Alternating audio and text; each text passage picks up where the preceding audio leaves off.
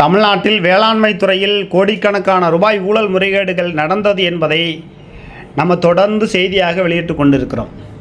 தமிழகத்திலே திராவிட முன்னேற்ற கழகத்தினுடைய ஆட்சியில் வேளாண்மை துறை மூலமாக விவசாயிகளுக்கு கலைஞர் திட்டத்தின் மானியத்தில் வழங்கப்பட்ட தனியார் கடையின் கடப்பாறை விலை ஒன்றின் 550 ரூபாய். ஆனால் வேளாண்மை துறை விற்பனை செய்யப்படும் விலையோ 1000 ரூபாய். இருப்புச் சட்டியின் ஒன்றின் விலை 110 ரூபாய். ஆனால் வேளாண்மை துறை மூலமாக வழங்கப்படும் விலை 400 ரூபாய். தனியார் கடையில் கொத்து கருவி, அதாவது 110 ரூபாய்க்கு கொடுக்கப்படக்கூடிய அந்த அரிவாள் 350 ரூபாய் எடுக்கிறார்கள். அதேபோல் தனியார் கடையில் மண்வெட்டியின் விலை 220 ரூபா. ஆனால் வேளாண்மை துறை மூலமாக வழங்கப்படுகிற இது 800 ரூபாய். தனியார் கடையில் கதிர் அரிவாள் ஒன்றின் விலை 50 ரூபாய். வேளாண்மை துறை மூலமாக விவசாயிகளுக்கு வழங்கப்படும் கதிர் அரிவாள் 200 ரூபாய். இதுதான் திராவிட முன்னேற்ற கழகத்தினுடைய விடியல் ஆட்சியா என்று விவசாய சங்கத்தை சார்ந்த பலர் நம்மிடத்தில் கேள்வி வைக்கிறார்கள். திருச்சியிலே வேளாண்மை துறை இணை இயக்குநராக இருந்த முருகேசன் அவர்கள் இருந்த காலகட்டத்தில் கிட்டத்தட்ட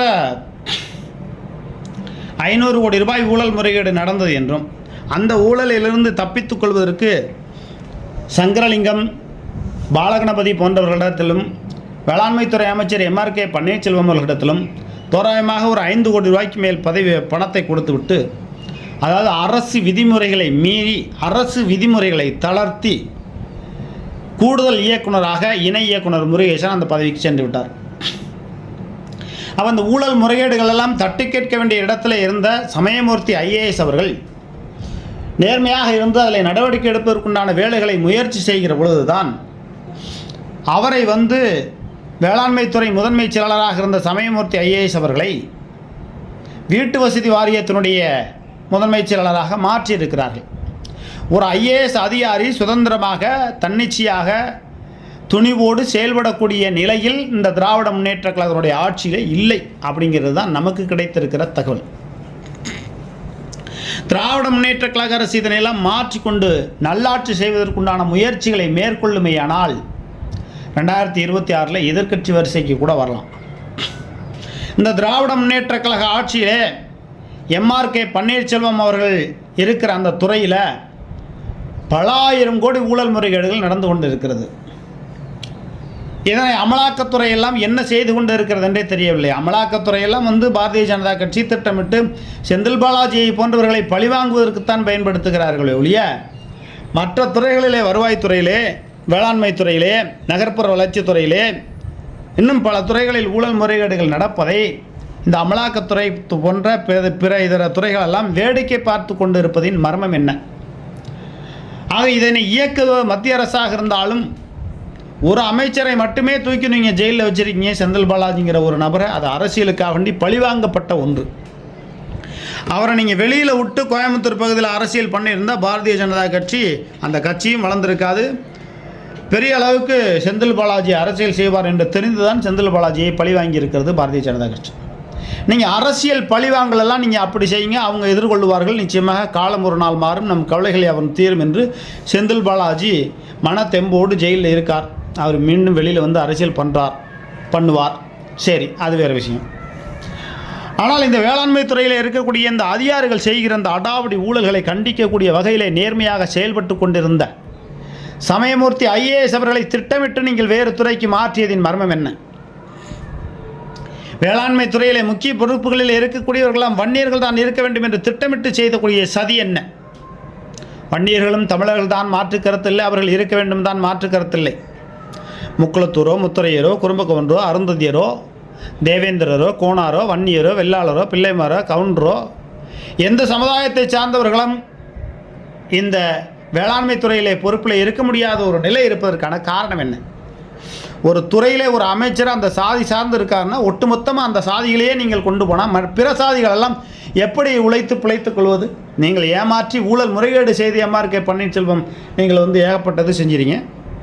பெரும்பாலான இணை இயக்குநர்கள் இந்த ஊழல் முறைகேட்டில் அதிக அளவுக்கு ஈடுபட்டு கொண்டு இருக்கிறார்கள். அவர்களை ஊழல் செய்ய வைத்து அதிலிருந்து பணம் பிரட்டி பாலகணபதி, கோகுல் போன்ற MRK பன்னீர்செல்வத்தினுடைய உதவியாளர்கள் பல நூறு கோடிகளுக்கு அதிபதியாக இருக்கிறார்கள். எம்ஆர்கே பன்னீர்செல்வத்தினுடைய உதவியாளர்களே தோராயமாக ஒவ்வொருத்தரும் 500 கோடி ரூபாய்க்கு அதிபதியாக இருக்கிறார்கள். இந்த நிலைமையெல்லாம் மாறி நல்லாட்சி வரணும், மக்களுடைய வரிப்பணம் விரயமாக்கப்படக்கூடாது. சாதாரண இடுபொருள் கொடுக்கறதுலையே இந்த அளவுக்கு ஊழல் முறைகேடுகளை இந்த 550 ரூபா கொடுக்க வேண்டிய இதை 1000 ரூபாய்க்கு நீங்கள் இருப்பு சட்டியை விற்கிறீங்க அப்படின்னா எவ்வளோ பெரிய அதாவது ஒரு கதிரர்வாலோட விட 50 ரூபா. ஆனால் அரசாங்கம் கொடுக்கக்கூடிய இதில் 200 ரூபா. இந்த இடைப்பட்ட அந்த 150 ரூபா எங்கே போகுது? அப்போ ஊழல் முறைகேடுகள்ங்கிறது தனியார்கிட்ட கொடுக்கறது மாதிரி கொடுத்தா அவங்களும் ஒரு கமிஷன் பெற்று நம்ம ஒரு கமிஷன். மக்களுடைய வரிப்பணம் தொடர்ந்து விரயமாக்கப்பட்டு கொண்டு இருக்கிறது. இதனை கேள்வி கேட்பார் இல்லை. தவளறியும் உரிமைச் சட்டத்தை போட்டாலும் மனுவும் நடவடிக்கை எடுப்பதில்லை. ஆணையத்திலும் தாமதப்படுத்துகிற போக்கு. இந்த நிலைமை மாறாமல் இதே நிலை தொடர்ந்தால் திராவிட முன்னேற்ற கழகத்திற்கு பேரிடியாக இருக்கும். நாளைக்கு யாராவது ராமசாமியை சுப்பிரமணியை நான் முதலமைச்சர்னு அதிமுக சொன்னால் கூட அவங்க கூட முதலமைச்சர் ஆகலாம், எடப்பாடின்னு கிடையாது.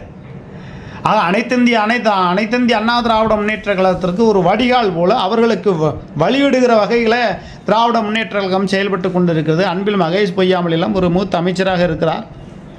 ஒரு அன்பிலார் குடும்பம் என்று சொல்லப்படுகிற அவர்களெல்லாம் இந்த ஊழல் முறைகேடுகளை தட்டி கேட்பதற்குண்டான நடவடிக்கைகளுக்குண்டான வழிவகைகளை செய்து திராவிட முன்னேற்ற கழகத்திற்கு நல்ல பேர் ஏற்படுத்தக்கூடிய வழிவகைகளை அவர்கள் செய்ய யாரும் முன்வரவில்லை. திராவிட முன்னேற்ற கழகத்திற்கு நல்ல பேர் இருக்குது, அப்படியே 39 சீட்டு தமிழ்நாட்டில் பாண்டிச்சேரி உட்பட 40 தொகுதிகளை வெற்றி பெற்று விடலாம் என்று பொய்க்கணக்கு போட்டு கொண்டிருக்கிறார்கள். மக்கள் பெரிய அளவுக்கு திராவிட முன்னேற்ற கழகத்தின் மீது வெறுப்பில் இருக்கிறார்கள். அந்த வெறுப்பு ஓட்டுகள் எங்கே எப்படி சிதறி ஓடப் போகிறது என்பதை பொறுத்து தான் வெற்றி வாய்ப்புகள் இருக்கிறது ஒழிய திராவிட முன்னேற்ற கழகத்தினுடைய தனிப்பட்ட திறமையால் இப்பொழுது ஏதேனும் ஒரு 20 சீட்டோ 15 சீட்டோ 30 சீட்டோ அவங்களுடைய சூழ்நிலைக்கேற்ப வெற்றி பெறப் போகிறார்கள்னா கிடையாது. வேறு வழி இல்லை. பாஜக என்ற பாசிச இந்துத்துவா போன்றவைகளை விரட்ட வேண்டும் என்பதற்காக கிறிஸ்தவ முஸ்லீம் ஓட்டுகள் திராவிட முன்னேற்ற கழகத்தை நம்பி ஓட்டு போட போகிறார்கள். அதிலும் பாதி ஓட்டு அதிமுகவுக்கு போகுது. இந்த சூழ்நிலை காரணமாக தான் திராவிட முன்னேற்ற கழகம் ஒரு குறிப்பிட்ட வெற்றிகளை பெறுமையுடைய தனிப்பட்ட திறமையாலோ இவர்கள் செய்த நல்ல ஆட்சியினாலோ கிடையாது. திராவிட முன்னேற்ற கழகம் நல்லாட்சி செய்ததென்று நகர்ப்புற வளர்ச்சித்துறை அமைச்சர் கே நேரு அவர்கள் சொல்லுகிறார். அவருடைய மகன் புதிதாக அரசியலுக்கு வந்திருக்கிற கே நேரோட மகன் அருண் நேரு திராவிட முன்னேற்ற கழகம் செய்த பொற்கால ஆட்சி என்று சொல்லுகிறார். அப்படி என்ன பொற்கால ஆட்சி செய்தது? ஏதாவது அணை கட்டியிருக்கிறா? விவசாயத்திற்குண்டான வேளாண்மை திட்டங்களை உருவாக்கினீர்களா? வேளாண்மை துறையில் இந்த அளவுக்கு ஊழல் முறைகேடுகள் தொடர்ந்து நடந்து கொண்டிருக்கிறது. அருண் அவர்களே, நகர்ப்புற வளர்ச்சித்துறை அமைச்சர் அருண் அவர்களே, நீங்களும் என்னுடைய வயதுக்கு ஒப்பிட்டவர்களாக தான் இருப்பீர்கள். ஆகினாலே சொல்லுங்களேன், இந்த திராவிட முன்னேற்ற கழக ஆட்சியில் எந்தெந்த துறையில் எவ்வளவு ஊழல் முறைகேடுகள் நடக்கிறது என்பது உங்களுக்கு தெரியாதா? வாய் கூசாமல் இப்படி திராவிட முன்னேற்ற கழகம் நல்லாட்சி செய்கிறது, பொற்கால ஆட்சி செய்கிறது என்று எப்படி வாய் கூசாமல் இப்படி பொய் சொல்லுகிறீர்கள் என்பதுதான் நமக்கு வேதனையாக இருக்கிறது. திராவிட முன்னேற்ற கழக ஆட்சி நல்லாட்சி செய்வதற்குண்டான அடையாளங்கள் ஏதாவது இருந்துச்சுன்னா சொல்லுங்கள். வேளாண்மை துறையில் ஒரு நபர் முருகேசன் என்ற ஒரு இணை இயக்குனர் கோடிக்கணக்கான ரூபாய் ஊழல் முறைகேடு செய்து சுருட்டி கொண்டு ஓடியிருக்கிறார். அந்த நபரின் மீது இதுவரை விசாரணை செய்யவில்லை.